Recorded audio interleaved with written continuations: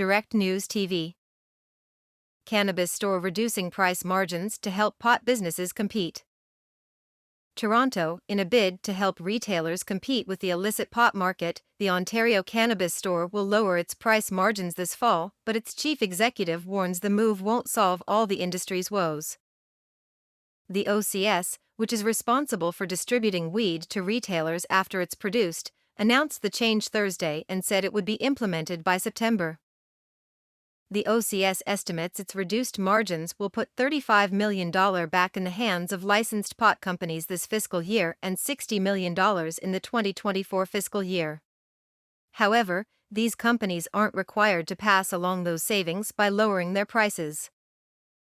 Any break on costs is likely to be welcome in the industry, which Canopy Growth Corporation, one of Canada's most prominent pot companies, said has fallen well below the $7 billion valuation that was projected around the time of legalization.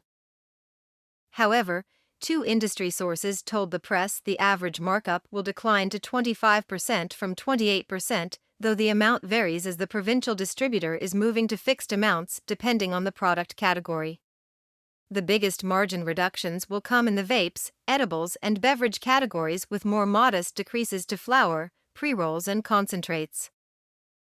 The press is not identifying the sources because they were not authorized to disclose the information. Asked whether decreases will average 3%, OCS Chief Executive David Lobo declined to give specifics but said that amount would be in that ballpark. The margin drop was largely triggered by the strength of the illicit pot market, which still made up 43% of Ontario's cannabis market last March. In June of 2020, illicit sellers made up 75% of the Ontario market.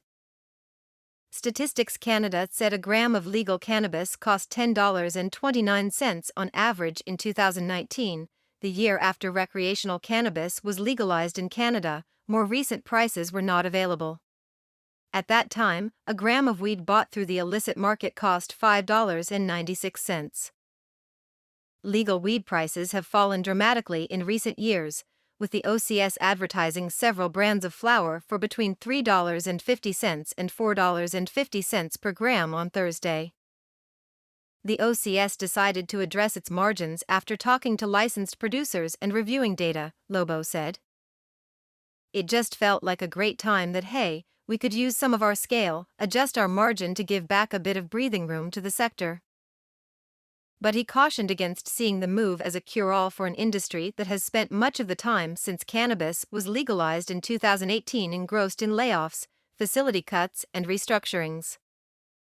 It will have an impact, but I don't think it is the only fix or an improvement to the marketplace that's needed.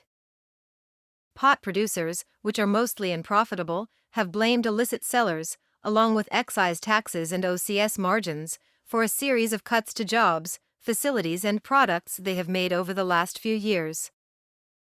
In the last week alone, Canopy said it would lay off 800 workers as part of a transformation plan that will also include the closure of a former Hershey chocolate plant in Smiths Falls, Ontario it took over, and the consolidation of some of its cultivation operations.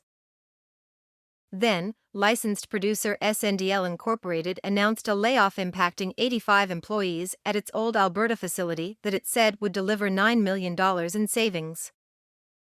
To combat further cuts and remain competitive with the illicit market, licensed producers have been slashing their prices, but complain it is eating into their profits.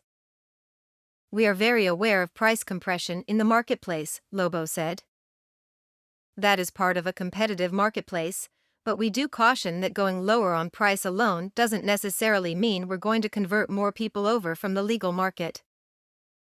With prices in decline and profitability targets under pressure, licensed producers and retailers were pleased to hear about the OCS's margin reduction.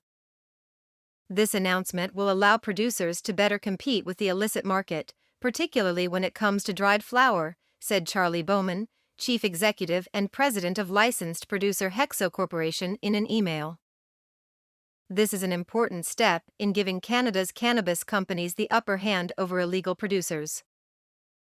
However, the OCS's changes won't come into effect until later in the year to give both the distributor and licensed producers time to consider changes to existing products and their release schedules. but some have already reviewed the margin reductions and decided not to change their prices as a result.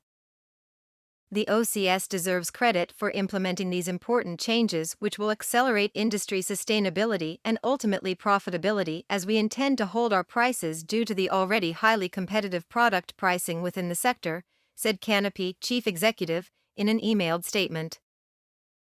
High Tide Incorporated, the cannabis company behind Cannabis Stores, was equally pleased with the OCS's decision, but said more needs to be done, especially by the federal government, to ensure the sustainability of Canada's legal cannabis sector. We look forward to further discussions with the OCS, regulators, as well as the federal and provincial governments about additional concrete measures that can be taken to ensure our industry continues to grow and create jobs while protecting public health. My name is Arya. Please like, share, subscribe and hit that notification bell so you can be the first to be notified whenever we post. You won't regret it.